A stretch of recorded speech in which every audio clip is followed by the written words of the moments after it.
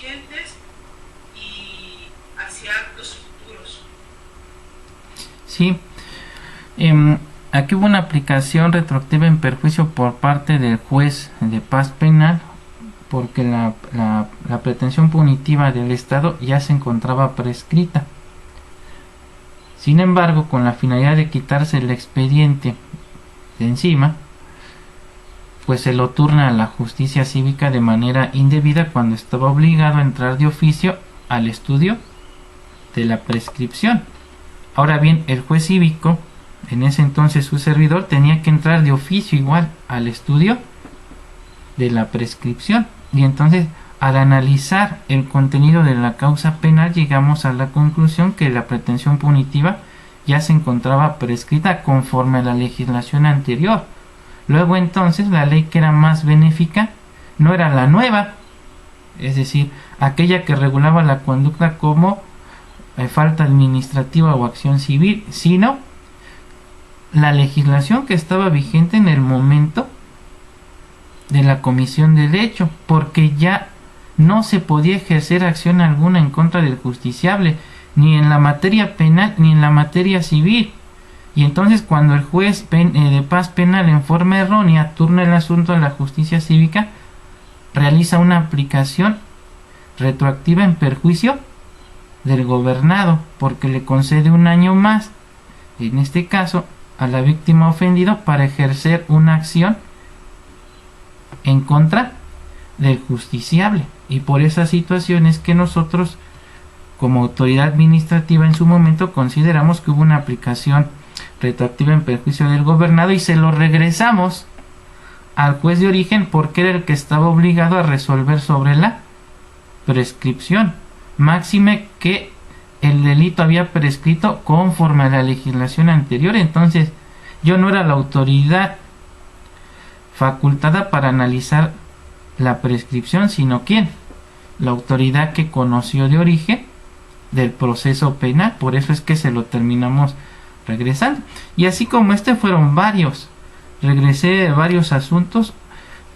Ya no me los devolvieron porque no había forma alguna en la cual ellos pudieran argumentarme otra situación. Aquí el problema es que a los directivos en ese entonces pues no les gustó la forma en cómo yo estaba resolviendo los asuntos, porque como les indico, a ellos lo que les interesaba era pararse el cuello y decir: nosotros sí pudimos con la carga. La verdad es que no se pudo por diversas situaciones. Bien, ahora, ¿qué otra situación debemos tomar en consideración al momento de promover un amparo en materia penal contra una norma de carácter general? Es lo relativo al principio de legalidad penal. Obviamente está regulado, como ustedes lo saben, por el artículo 14, párrafo tercero de la Constitución Federal, el cual expresamente nos señala que en los juicios del orden criminal queda prohibido, ¿verdad?, imponer pena alguna por simple analogía y aún por mayoría de razón. Entonces decíamos que este principio de legalidad a su vez contiene 4 subprincipios. El primero de ellos se llama principio de tipicidad. Para que una conducta pueda ser sancionada como delito, pues debe estar previamente prevista como tal dentro de una ley vigente al momento de la ejecución del hecho, pero además debe encuadrar a la perfección. Esto implica que se tienen que dar todos y cada uno de los presupuestos que establezca el tipo penal. Si me falta uno, entonces no hay tipicidad, hay una atipicidad. Y entonces aquí es donde resulta importante nuestras clases de teoría del delito, donde en nuestro primer curso de Derecho Penal se nos enseñó lo que era la teoría de la ley penal, aquella que establece que la ley es la única fuente del derecho penal. Por lo tanto, la única autoridad que puede determinar qué es delito y cuáles son sus penas, así como su rango mínimo y máximo, es el legislador, ¿verdad? Y entonces hablamos del principio de reserva de ley. Entonces, ¿qué es la reserva de ley? Que solo el legislador o los órganos constitucionalmente facultados para determinar qué es delito, pues son los que pueden expedir leyes penales, y en este caso sería el Congreso de la Unión, tratándose de delitos que atentan contra la Federación, y los congresos locales en delitos del orden común. Y este principio de reserva de ley, a su vez, da origen a lo que se conoce como el principio de exacta aplicación de la norma. Los jueces no tienen que interpretar la norma penal, se deben constreñir a su exacta aplicación. Consecuentemente, no pueden extender el ámbito de prohibición de la norma penal por simple analogía y aún por mayoría de razón. ¿Esto qué implica entonces? Que si la norma penal es imperfecta, ellos no pueden suplir esa deficiencia, porque si la interpretación de la norma supera, valga la redundancia, la interpretación, y entonces los lleva al ámbito de la creación legal, ya están invadiendo la esfera de competencia del poder legislativo, y entonces ya no son jueces, son legisladores, y entonces están dando nacimiento a una ley de carácter privativo, ¿sí? Y las normas deben ser de aplicación general, por eso se llaman normas generales. En México, recuérdense, por disposición expresa de la Constitución, no debe haber leyes privativas, es decir, aquellas que se apliquen solo a una determinada o un grupo determinado de personas. Estas están prohibidas. Y finalmente el último subprincipio es este: prohibición de analogía y mayoría de razón. La analogía es sancionar por simple similitud o semejanza, es decir, cuando una conducta no es delictiva pero se parece a otra que sí lo es, y nos falta algún elemento de la descripción legal, dice el juez, pues no encuadra perfectamente, pero se parece, entonces yo considero que se debe aplicar dicha norma. No, ahí estás aplicando la analogía. Y la mayoría de razón, decíamos, es cuando el juez considera que la conducta que se está juzgando pareciera más grave que aquella que sí es considerada como delito. Entonces dice, si X conducta está sancionada, con mayor razón la que estamos analizando. Pues esto también está constitucionalmente prohibido. Y entonces, en este sentido, la Suprema Corte de Justicia de la Nación, a través de la primera sala, mediante la tesis de jurisprudencia con número de registro 2006-867, señaló lo siguiente: principio de legalidad penal en su vertiente de taxatividad, análisis del contexto en el cual se desenvuelven las normas penales, así como de sus posibles destinatarios. Y me dice lo siguiente: el artículo 14 de la Constitución Federal consagra el derecho fundamental de exacta aplicación de la ley en materia penal, al establecerse que en los juicios del orden criminal queda prohibido imponer por simple analogía y aún por mayoría de razón pena alguna que no esté decretada por una ley exactamente aplicable al delito de que se trata. Este derecho fundamental no se limita a ordenar a la autoridad jurisdiccional que se abstenga de interpretar por simple analogía o mayoría de razón, sino que es extensivo al creador de la norma. En ese orden de ideas, al legislador le es exigible la emisión de normas claras, precisas y exactas respecto de la conducta reprochable, así como de la consecuencia jurídica por la comisión de un ilícito. Esta descripción no es otra cosa que el tipo penal, el cual debe estar claramente formulado. Para determinar la tipicidad de una conducta, el intérprete debe tener en cuenta como derivación del principio de legalidad, el de taxatividad o exigencia de un contenido concreto unívoco en la labor de tipificación de la ley. Es decir, la descripción típica no debe ser de manera vaga, imprecisa, abierta o amplia, a grado de permitir la arbitrariedad en su aplicación. Así, el mandato de taxatividad supone la exigencia de que el grado de determinación de la conducta típica sea tal que lo que es objeto de prohibición pueda ser conocido por el destinatario de la norma.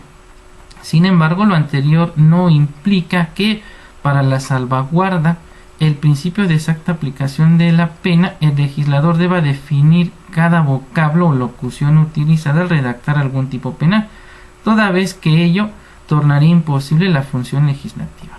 Asimismo, a juicio de esta primera sala, es necesario señalar que en la aplicación del principio de taxatividad es imprescindible atender al contexto en el cual se desenvuelven las normas, así como sus posibles destinatarios. Es decir, la legislación debe ser precisa para quienes potencialmente deben verse sujetos a ella. En este sentido, es posible que los tipos penales contengan conceptos jurídicos indeterminados, términos técnicos o vocablos propios de un sector o profesión, siempre y cuando los destinatarios de la norma tengan un conocimiento específico de las pautas de conducta que, por estimarse ilegítimas, se hayan prohibidas por el ordenamiento. El principio de taxatividad no exige que en una sociedad compleja, plural y altamente especializada como la de hoy en día, los tipos penales se configuren de tal manera que todos los gobernados tengan una comprensión absoluta de los mismos, específicamente tratándose de aquellos respecto de los cuales no pueden ser sujetos activos, ya que están dirigidos a cierto sector cuyas pautas de conducta son muy específicas, como ocurre con los tipos penales dirigidos a los miembros de las Fuerzas Armadas. Entonces, ¿qué se desprende de esta tesis jurisprudencial? Que la norma penal debe ser entendible y asequible para cualquier persona. O sea, debemos entender entre qué conductas están permitidas y cuáles no, por ser constitutivas de delito, pero tampoco implica que nos tengan que definir cada uno de los elementos de la descripción legal, porque entonces pues sería imposible acreditar todos y cada uno de sus componentes. Y el derecho penal, como ya lo vimos, pues es sumamente técnico, como nos lo dice esta jurisprudencia. O sea, imagínense si los propios abogados no entienden el derecho penal, las personas comunes y corrientes, pues menos. Pero sí se le debe establecer se establece una obligación al legislador, por lo menos para que genéricamente podamos entender qué está permitido y qué no, pero además cuáles son las consecuencias de incurrir en esa sanción. Es decir, me debe establecer una pena con un mínimo y un máximo, porque si no me determina el legislador cuál es el mínimo o máximo, o cuál es la pena en la que va a incurrir, estoy hablando de una norma imperfecta. Y como lo refiere la tesis, esto va a obligar o va a constreñir al juzgador necesariamente a caer en la arbitrariedad, porque va a tener que interpretar, ¿verdad?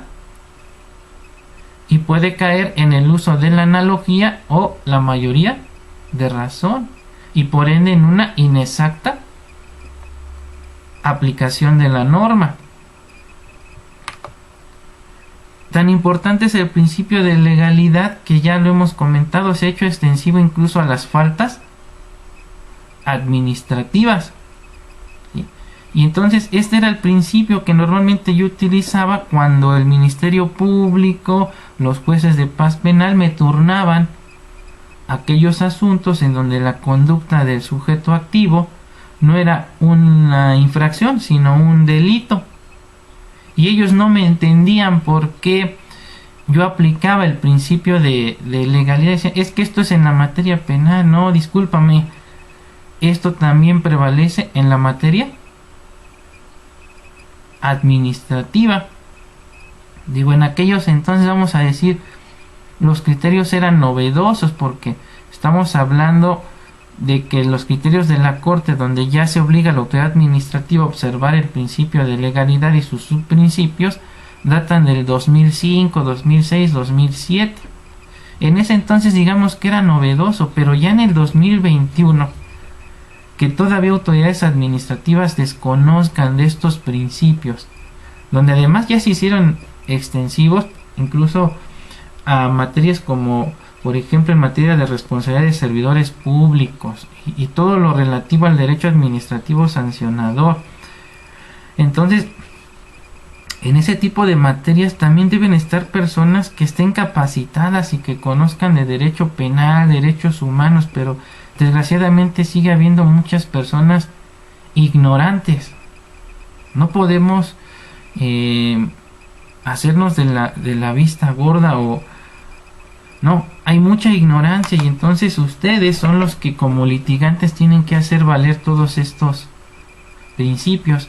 ¿Y dónde encuentran sus bases? En el derecho penal.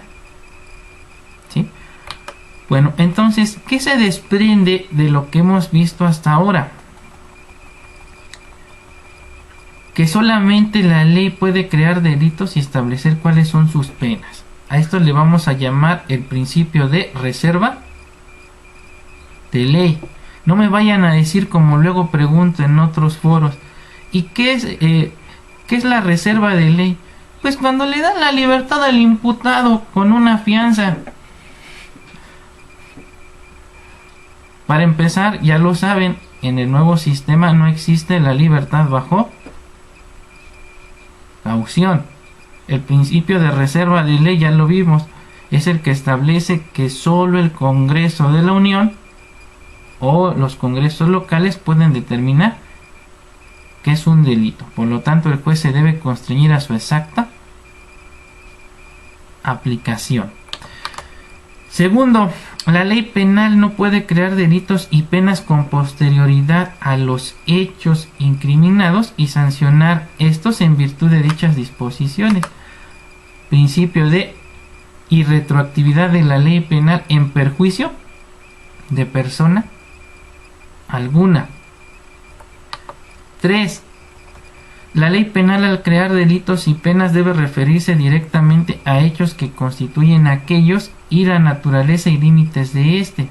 Principio de exacta aplicación de la norma.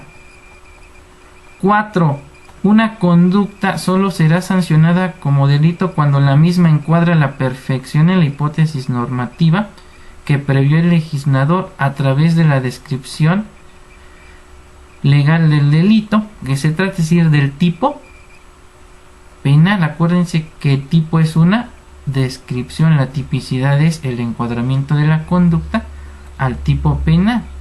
Entonces, ¿qué se desprende? Que deben concurrir todos y cada uno de los presupuestos que para cada una de ellas señale la ley y la pena o medida de seguridad se encuentren igualmente establecidas en la norma.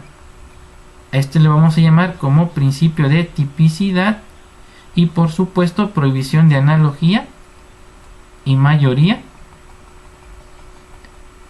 de razón. Y esto lo retoma el artículo 1 y 2 del Código Penal para la Ciudad de México. Dice el artículo 1: a nadie se le impondrá pena o medida de seguridad sino por la realización de una acción o omisión expresamente prevista como delito en una ley vigente al tiempo de la realización, siempre y cuando concurran los presupuestos que para cada una de ellas señale la ley y la pena o medida de seguridad se encuentren igualmente establecidas en esta. Artículo 2: no podrá imponerse pena o medida de seguridad si no se acredita la existencia de los elementos de la descripción legal del delito de que se trate. Queda prohibida la aplicación retroactiva, analógica o por mayoría de razón de la ley penal en perjuicio de persona alguna. La ley penal solo tendrá efecto retroactivo si favorece al inculpado, cualquiera que sea la etapa del procedimiento, incluyendo la ejecución de la sanción. En caso de duda, se aplicará la ley más favorable, principio de ley más favorable. ¿Alguna pregunta hasta aquí? Profesor, ¿Sí? gracias. De nada. Hace un momento nos señaló lo que es la reserva de ley en relación a lo que establece el Congreso de la Unión para definir lo que es un delito. Ahora bien, también mencionó lo que es la taxatividad. Mi duda es la siguiente: si la taxatividad la tomamos como una característica de la reserva de ley, a lo que entendí, la taxatividad radica en la función legislativa para que una conducta sea acorde a la normatividad. ¿Cómo puedo tomar la taxatividad? Es decir, como una característica o como un principio también que va de la mano de reserva de ley. Es un principio, porque acuérdense que, bueno, la taxatividad también tiene que ver con el principio de exacta aplicación de la norma, y acuérdense, se establece un doble mandato: uno para el legislador, quien debe expedir normas claras y entendibles, porque si son ambiguas, imprecisas, obligan al juzgador a interpretar, y en esa interpretación pueden caer en el ámbito de la creación legal. Entonces, pues se dice que implica un doble mandato: el primero dirigido al legislador para que expida leyes, vamos a decir, perfectas, que me digan cuál es la conducta, describiendo todos y cada uno de sus elementos, la pena, pero además un mínimo y un máximo. Si cumple con todos estos requisitos, se está cumpliendo con el principio de taxatividad o de exacta aplicación de la norma. Si me falta alguno de estos componentes, entonces ya estoy hablando de una norma imperfecta que está violentando este principio. Y esto va a obligar a que los jueces hagan una aplicación arbitraria, porque van a tratar de suplir, ¿verdad?, la imperfección de la norma, siendo que hay una prohibición también para ellos. Ellos deben constreñirse a su exacta aplicación. Por eso es un doble mandato.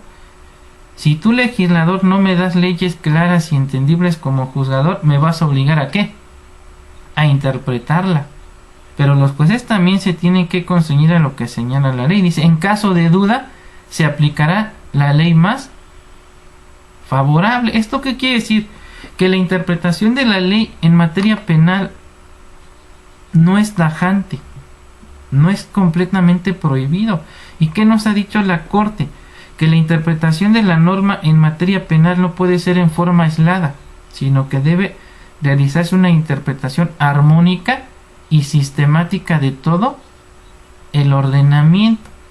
Porque si realizo una interpretación en forma aislada de un solo precepto, me puede llevar a resultados funestos y entonces caer en el ámbito de la creación legal. Y fue lo que pasó cuando se dio esta cuestión de que dejó de ser delito determinadas conductas en el derecho penal y luego se convierten en falta administrativa. Y entonces lo que hacían los jueces de paz penal y los ministerios públicos es hacer interpretaciones de un precepto en forma aislada y no analizaban todo el ordenamiento en su conjunto. Si lo hacías así, llegabas a la conclusión de que solo había dejado de ser delito aquella conducta en la que única y exclusivamente se causó un daño. Si había un concurso de delitos, ya sea ideal o real, la conducta era delictiva, pero ellos dijeron no, todo a partir de así, porque así lo decían sus acuerdos, a partir de la entrada en vigor el daño culposo ha dejado de ser delito. No, esto es una interpretación errónea y nos lleva a resultados funestos. Por eso es que pues muchas conductas tenían que seguir siendo competencia tanto del Ministerio Público como de los jueces penales, pero indebidamente se las turnaban a los jueces cívicos. Y estos últimos, ante su desconocimiento de todos estos principios, conocían de los hechos por simple analogía o por mayoría de razón, ¿sí? Entonces esto nos lo va a robustecer los siguientes criterios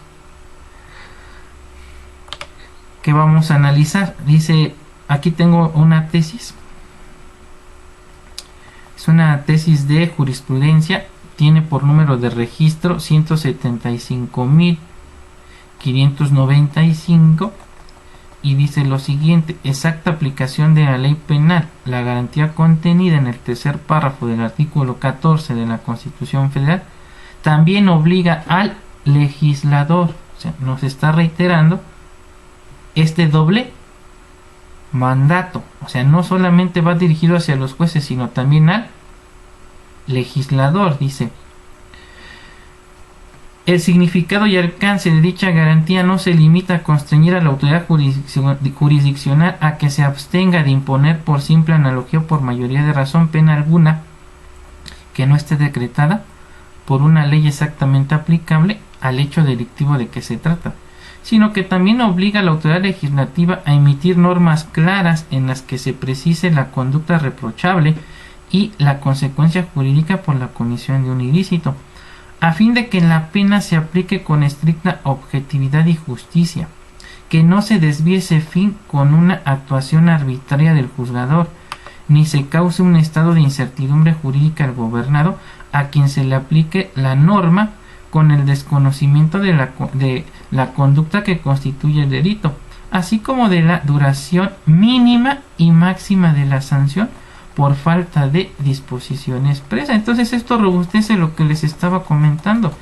Si la norma es imprecisa, por ejemplo, hablábamos la sesión anterior del delito de falsedad de declaraciones en el Código entonces penal para el fuero federal en toda la República y para el fuero común en el Distrito Federal, y donde se establecía que al que declarara con falsedad ante una autoridad judicial o administrativa se le impondrían una pena de 2 a 6, pero no me decía 2 a 6 años de prisión o de qué. Y el juzgador refirió, pues es que es claro que se debe entender que es prisión, entonces para mí es prisión y entonces le impongo dentro de ese rango o máximo de pena 3 años de prisión. Entonces ya estoy cayendo en el ámbito de la creación legal, porque el primer mandato ya no se cumplió. El juez no me expidió una norma clara y entendible, ¿verdad? Es una norma imperfecta. Y como juez entonces me veo obligado a interpretar, solo que la interpretación de la norma, ya lo vimos en materia penal, de alguna manera está restringida, de tal forma que no puedo suplir las imperfecciones de la norma. Entonces, si no me dice que es prisión, yo no puedo decir que es prisión, porque entonces ya estoy legislando. ¿Sí? El principio de exacta aplicación y de taxatividad son muy rigurosos.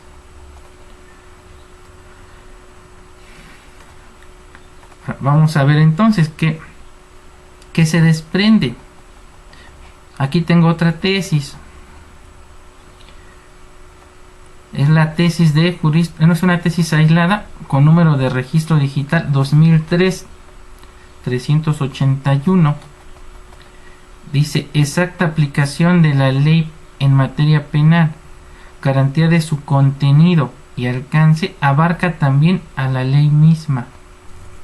La interpretación del tercer párrafo del artículo 14 constitucional, que prevé como garantía la exacta aplicación de la ley en materia penal, no circunscribe a meros actos de aplicación, sino abarca también a la propia ley que se aplica, la que deberá estar redactada de tal forma que los términos mediante los cuales especifique los elementos respectivos sean claros, precisos y exactos. la autoridad legislativa no puede sustraerse al deber de consignar en las leyes penales que expida expresiones y conceptos claros, precisos y exactos al prever penas y describir las conductas que se señalen como típicas, incluyendo todos sus elementos, características, condiciones, términos y plazos, cuando ello sea necesario para evitar confusiones en su aplicación o demérito en la defensa del procesado. Por tanto, la ley que carezca de tales requisitos de certeza resulta violatoria de la garantía indicada prevista en el artículo 14 de la Constitución General de la República. Entonces, ¿quién puede violentar este principio de legalidad? No solo los jueces, sino también el legislador, cuando no expide leyes claras, precisas y exactas. Entonces, cuando promovamos el amparo y formulemos nuestros conceptos de violación, debemos, ¿verdad?, combatir tanto los actos del legislador, quien se tiene que constreñir a expedir leyes claras, entendibles, precisas, pero además exactas. Y dos, ¿a quién? Al juzgador, quien se tiene que constreñir a su exacta aplicación. Por ende, no puede suplir las imperfecciones de la norma, porque si la suple, entonces ya no es juzgador, se convierte en un legislador al dar nacimiento a leyes privativas, y entonces ya vulnera el principio de reserva de ley. Pero para esto debo saber teoría del delito y concretamente teoría de la ley penal. Cuando yo hablo de estos principios, hasta los alumnos están durmiendo así como, qué hueva, o sea, pero no saben lo importantísimo que es conocer estos conceptos en el ámbito penal. Yo recuerdo cuando estudiaba la maestría y hablaba de estos principios y subprincipios, y tenía de compañeros a MPs, jueces, me decían, oye, yo nunca había escuchado de esos subprincipios. O sea, yo decía, pues, ¿qué no te da pena? O sea, eres ministerio público, eres juez, o sea. Pero desgraciadamente, ese es el tipo de funcionarios que tenemos en los ámbitos de la procuración y la administración de justicia. Pero también tenemos defensores deficientes. Y es un batallar, porque desgraciadamente se ha denigrado mucho la profesión del abogado. Y entonces muchas veces las personas no quieren pagarnos lo que consideramos vale nuestro trabajo. Porque además hay que ser sinceros, o sea, estamos saturadísimos de abogados, pero muy malos, que además de ser malos profesionistas, malbaratan nuestra profesión. Y entonces llega el clásico que te dice, es que ya consulté a X abogado y me dijo que sí se puede y me cobra tanto. Bueno, pues entonces ve con él. Entonces, muchos de nosotros sufrimos porque en la semana recibimos 10, 15 llamadas, ¿no? Y a veces de esas 15 no se concreta uno solo, por diversas situaciones. Y a veces viene esta lucha moral, porque están dispuestos a pagarte, pero ya no hay nada que hacer en ese asunto, porque desgraciadamente intervino una persona que no tenía las aptitudes y capacidades, y ya no hay nada que hacer.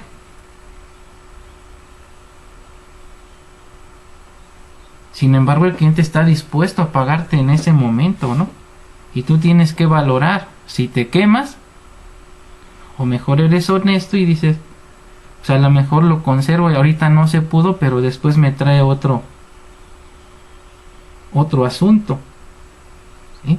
Desgraciadamente la mayoría de los abogados que están allá afuera son malos, y lo vemos en redes sociales, o sea, dan pena ajena. O sea, ya ni siquiera quieren leer la ley, tomar un libro. Quieren que el doctor Facebook les resuelva todas sus respuestas y entonces te piden el machote, te piden que les digas qué debes hacer. Y esto es lo que está generando desgraciadamente la educación. Alguien me lo dijo, se volvió pues un artículo que se vende al mejor postor. A nosotros como institución nos han buscado otros institutos que no tienen el reconocimiento de validez y quieren llegar a acuerdos. Pues dicen, pero necesito que me des el título en un año.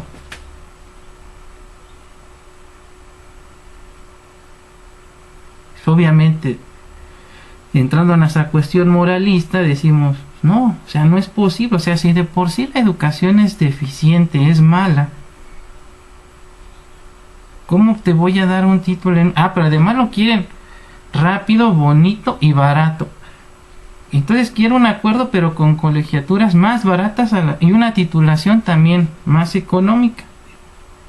Pues es ilógico lo que me dice, digo, porque en promedio un alumno regular me deja una derrama económica de tanto en 3 años 4 meses, que es lo que dura mi licenciatura, y tú lo quieres en un año y a menos de la mitad del costo. Pues es irracional lo que me pides.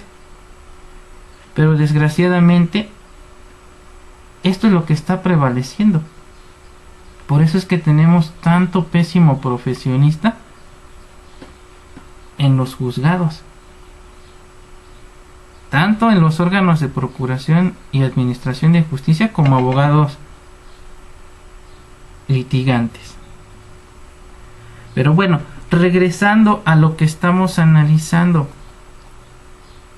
entonces esta cuestión del principio de legalidad, ya lo vimos, no solamente puede incurrir en violación del mismo el juez, sino también el poder legislativo.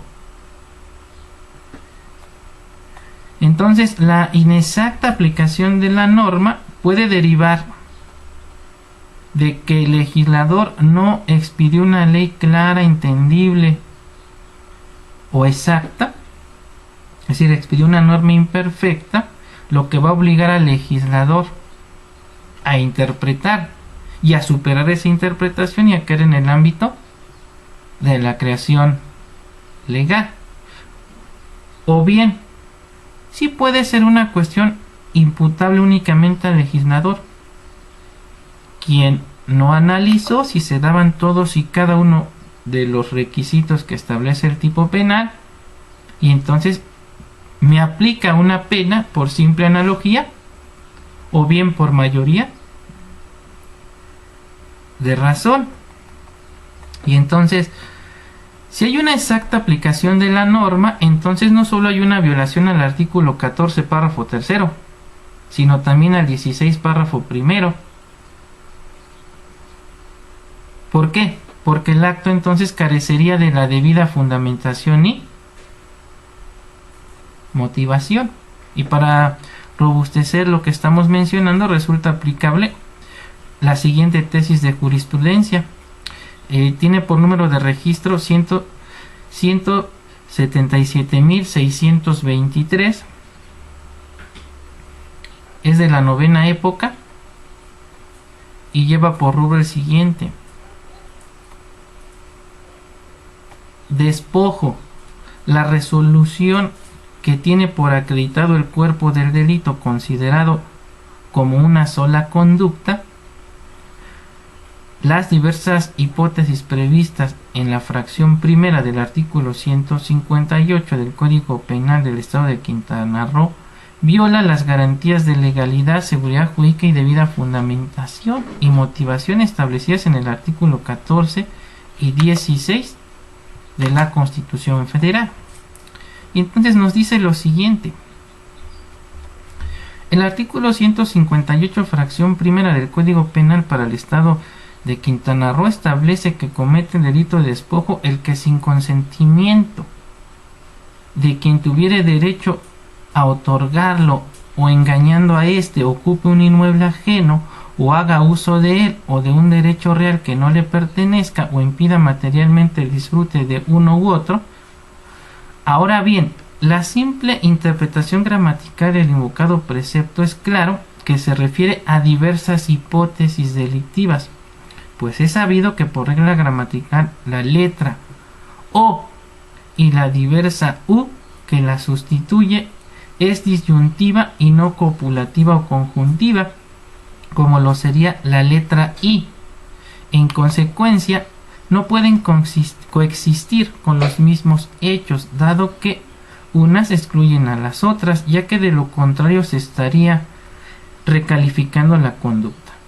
De ahí que si la autoridad responsable para tener por acreditado el cuerpo del delito de despojo previsto en la fracción primera del precepto legal ya citado consideró tales conductas como una sola, es clara la inexacta aplicación de la ley y evidente la violación de las garantías de legalidad, seguridad jurídica y debida fundamentación y motivación establecidas en los artículos 14 y 16 constitucionales en perjuicio del inculpado. Entonces, este es un ejemplo de cómo se puede aplicar inexactamente la ley por un juzgador. Si el tipo penal me establece diversas hipótesis, tengo que analizar cada una de estas hipótesis por separado y no considerarlas como si se tratara de una sola conducta. ¿Sí? Entonces, tengo que analizar precisamente en cuál de ellas. A ver, por ejemplo, vamos a ver al delito de despojo en la Ciudad de México, para que les quede más claro, porque veo su cara así de qué carambas me está hablando este tipo. Fíjense bien. Despojo, artículo 237. Se impondrá de 3 meses a 5 años de prisión y de 50 a 500 días multa, fracción primera, al que de propia autoridad, por medio de violencia física o moral, el engaño o furtivamente ocupe un mueble ajeno, haga uso de él o de un derecho real que no le pertenezca. Me está hablando de diversas hipótesis de conducta. La primera de ellas sería, dice, al que de propia autoridad por medio de violencia física. Esa es una. La segunda hipótesis sería al que de propia autoridad por medio de violencia moral. ¿Sí? Ahora me habla del engaño. O sea, tengo que inducir, ¿verdad?, al error, al sujeto pasivo, pero aquí me habla de otra hipótesis. O furtivamente, es decir, aprovechándome de que la casa está sola y entonces aprovecho esa situación. Aquí ya me está hablando de otra hipótesis. Dice, o